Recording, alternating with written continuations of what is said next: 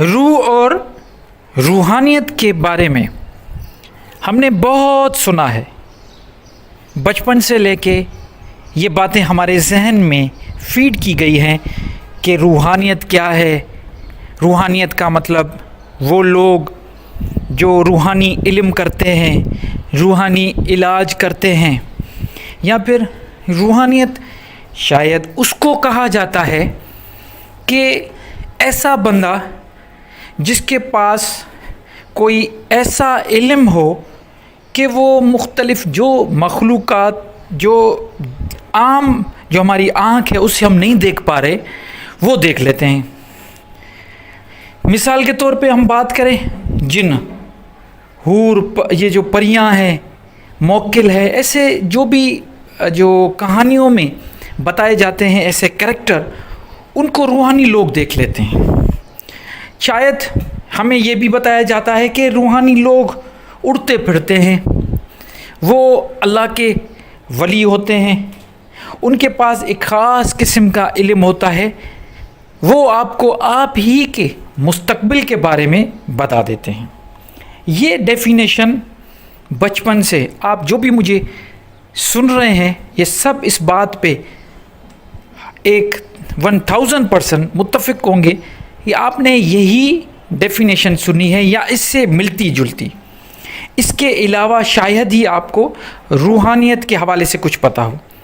آج کل ایک فیشن سا بن گیا ہے کہ ہر کوئی کہتا ہے کہ مجھے روحانیت ملے، اور جب بھی کوئی روحانیت کے بارے میں بتاتا ہے تو وہ کہتا ہے کہ میں شروع میں جب روحانیت میرے پاس تھی تو مجھے مستقبل کا بھی پتہ لگ جاتا تھا، سچے خواب بھی آتے تھے، اور میرے پاس کچھ بزرگ جن بھی تھے. تو اس قسم کی کہانیاں روز مجھے میرے جو سننے والے کچھ ہیں وہ مجھ سے شیئر کرتے ہیں، لیکن کبھی اس بات پہ غور کرتے ہی نہیں کہ اصل روحانیت ہے کیا.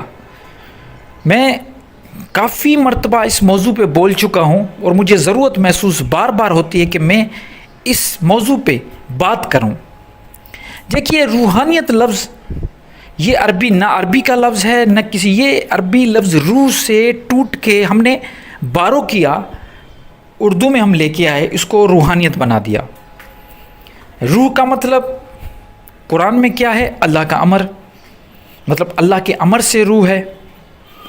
اللہ نے اپنی روح انسان میں پھونکی.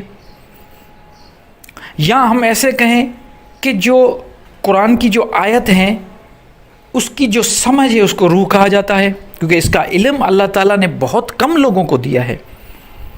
بہت کم لوگ ہیں جن کو قرآن کے علم کا پتہ ہے. تو روحانیت یا روحانی لوگ وہ ہوتے ہیں جنہیں الکتاب کا علم ہو. الکتاب مطلب قرآن، جن کو قرآن کا علم ہے وہی تو روحانی لوگ ہیں.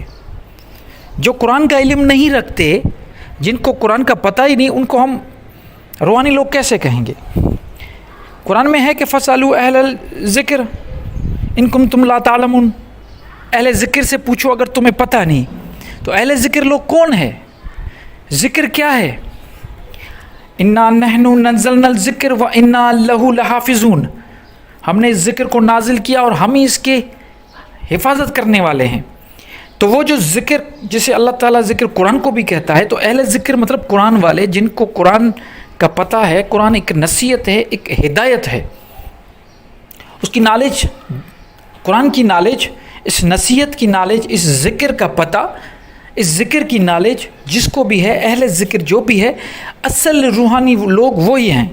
روحانی لوگ وہ نہیں ہے کہ جو چلا کر کے بیٹھ جائیں اور بیٹھے ہیں اور کہتے ہیں کہ ہم ذکر اللہ اللہ تسبیح کرتے ہیں اور ہمیں موکل نظر آ رہے ہیں، ہمارے پاس موکل ہیں، جنات ہم نے قابو کر لیے ہیں، اور ہمارے پاس مستقبل کا علاج ہے، ہم کسی کا روحانی علاج بھی کر لیتے ہیں. کسی کو سر میں درد ہے تو ہم دم مار دیتے ہیں، ہم پانی پہ جو ہے وہ پھونکے مارتے ہیں. یہ روحانی لوگ ہیں. ہم روحانی علاج کرتے ہیں. کوئی کسی کو ورد دے دیتا ہے کہ بھائی یہ آیت جا کے اس کو بار بار پڑھو، آیت آئی ہے کہ آپ، قرآن آیا ہے کہ آپ اس سے ہدایت لیں، نہ کہ آپ اس کو پھر دوسروں کو پڑھ کے سنائیں. اللہ تعالیٰ نے کہا کہ آپ اس سے ہدایت لیں. ذالک الکتاب لا ریب فیہ ھدی للمتقین، یہ وہ کتاب ہے جس میں کوئی شک نہیں اور ہدایت ہے متقین کے لیے. ہمیں پڑھنا ہے. ہم کیا کرتے ہیں؟ واپس مردوں کو سنا رہے ہیں، ہم اللہ کو سنا رہے ہیں یہی کتاب، یہی ہدایت کی کتاب. تو جن لوگوں کے پاس اس کتاب کا، الکتاب کا علم ہے، اصل روحانی لوگ وہی ہوتے ہیں.